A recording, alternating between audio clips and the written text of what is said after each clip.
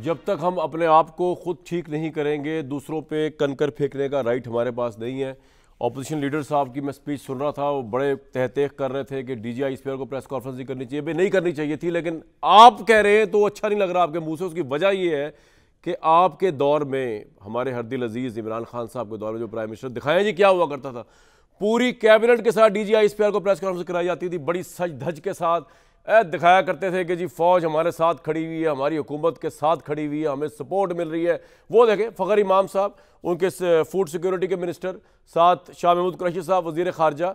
ये दुनिया में कहाँ होता है जी? आप क्यों प्रेस कॉन्फ्रेंस, उस वक्त क्यों आप ISPR और फौज से इमदाद और ताकत और मदद तलब कर रहे थे? और वो देखें हमारी फिरदौस अवान साहिबा जो वज़ीर इत्तलात मशीर थी, जो भी थी उस वक्त, पूरी के मतलब आप अपना कंडक्ट तो देख लें यार। आप लोगों ने इस मुल्क को कहाँ पहुँचाया, साथ चल चल के इस्टेब्लिशमेंट के, और उनके कंधों पर बैठ बैठ। अब आप कह रहे हैं जी पुश बैक, गो बैक। ऐसे नहीं होता भाई।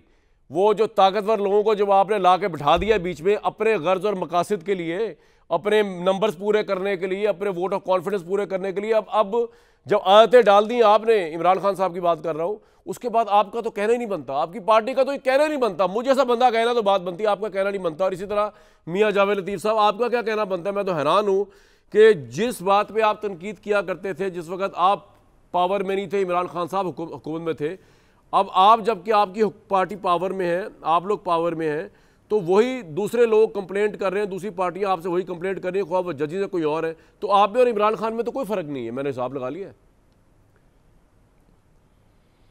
कामरान साहब आपका शुक्रिया, मगर मेरी गुजारिश होगी, ये दौर और उस दौर में ज़मीन आसमान का एक फ़र्क है। वो ये फ़र्क है कि देखें माजी दूर में यकीनन इन्वॉल्वमेंट रही है इस्टेब्लिशमेंट की सियासी अदारों में और उस वक्त के सियासी हुकूमतों के अदवार में, मगर जो इन्वॉल्वमेंट, जो उनका हिस्सेदारी, जो उनका तरीक़ाकार 2018 से शुरू हुआ, नाकाबिले बयान है। और बदकिस्मती ये देखें कि ये सिलसिला और ये आदत उसको 2018 में नहीं पड़ी, ये 2013 से शुरू हो गई थी। और 2014 का जो धरना था, मैं बड़ी माजरत से, शायद मेरी बातों से इख्तलाफ भी हो आपको होगा, मगर मैं दयानतदारी से ये बात कहने लगा हूँ कि अगर पाकिस्तान के अंदर ये कुछ ना जनरल पाशा, जनरल ज़हीरुल इस्लाम, रहील शरीफ, जनरल बाजवा, जनरल फैज़ और साकब निसार से लेके आप एजाजुल हसन जनरल बाजवा साहब को आपने खुद एक्सटेंशन दी, आप सब भी अपनी ज़ात के गुलाम है। जब आपको सूट करता था, नवाज शरीफ साहब ने एक्सटेंशन दिलवाई, लंदन से बैठ के एक्सटेंशन दिलवाई। मियाँ साहब आप क्या बातें कर रहे हैं सर?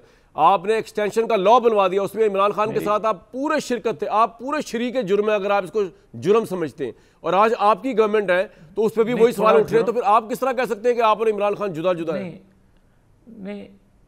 नहीं कामरान, थोड़ा सा माजरत से गुंजाइश दे दें कि हम कसूरवार हैं, मगर उतने कसूरवार नहीं जितना इमरान खान है। वो किस तरह कि हम एक्सटेंशन के लिए राज़ी हो भी जाते तो ये इख्तियार फिर भी उस वक्त के प्राइम मिनिस्टर का था जिसका नाम इमरान खान है, वो ना देना चाहते तो बिल्कुल नहीं। एक्सटेंशन का लॉ बन सकता था आपके बगैर? मियां साहब एक बात का जवाब दें मुझे, एक्सटेंशन का लॉ बन सकता था? एक सेकंड, अच्छा वो जो सुकम था, मेरी अर्ज सुन लें, वो लॉ पहले से मौजूद था, मगर जो सुकम था जिसको सुप्रीम कोर्ट में भी चैलेंज किया गया, लॉ कहीं पाकिस्तान में ये मौजूद ही नहीं था। ना भी आप आशीर्वाद से बना है यार ना। मेरी अर्ज तो सुन लेना कामरान, इस तरह ना करें प्लीज। भाई आपने अक्सरियत दी है तो बनाना कर रहा हूं कि मैं यही आपसे कह रहा हूं यार, मेरी बात सुन। जी बताएं। ये एक्सटेंशन जो है प्राइम मिनिस्टर का इख्तियार पहले भी था। जी था, ये था। आप जो सुकम था आइन में,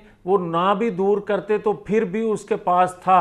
वो सुकम कानूनी जो था उसको दूर करने के लिए हमने सहारा दिया, ये बात दुरुस्त है। उसको जितना कसूरवार हमें ठहरा सकते हैं, जितनी सजा दे सकते हैं, हमें उससे ज्यादा मिल चुकी है। जब आपको सूट करता है आप एस्टैब्लिशमेंट को घसीट के लाते हैं। आप पॉलिटिशियन सब एक जैसे ही हैं।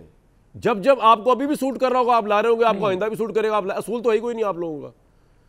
नहीं कामरान एक सेकंड रुक जाएं सर, आपसे जो बात हुई है ना डीजी ISPR साहब की जानिब से, इसको सुनने के लिए, उनके मुंह से अल्फाज सुनने के लिए पाकिस्तानी कौम ने बड़ी जद्दोजहद की है।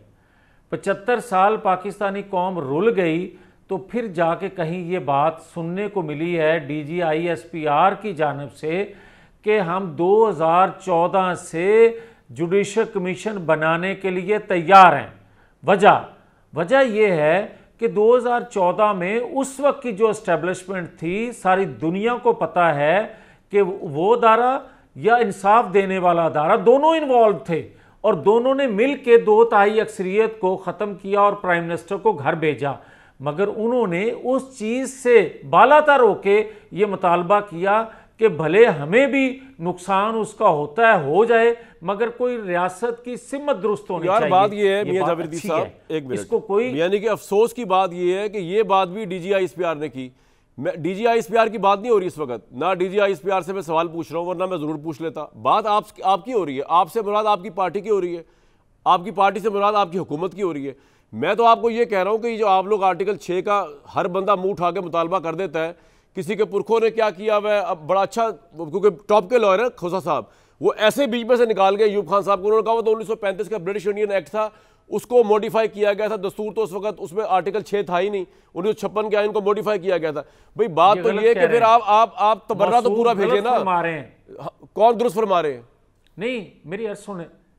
नहीं, मैं तो ये कह रहा हूं कि अगर आपने आर्टिकल 6 लगाना है आज की एस्टैब्लिशमेंट पे, तो फिर क्योंकि ऑपोजिशन लीडर के अगर वालिद साहब या दादा साहब जो है वो भी अगर पहले मार्शल लॉ के माखिज है, तो उन पे आपकी जुबान सुम जुम बुकमुन बंद हो गई हुई है, या आपकी जुबान ज़ियाउल हक पे बंद हो गई, तो आप सब लोग अपनी ख्वाहिशात के वो है ना, गुलाम है सियासी ख्वाहिशात के।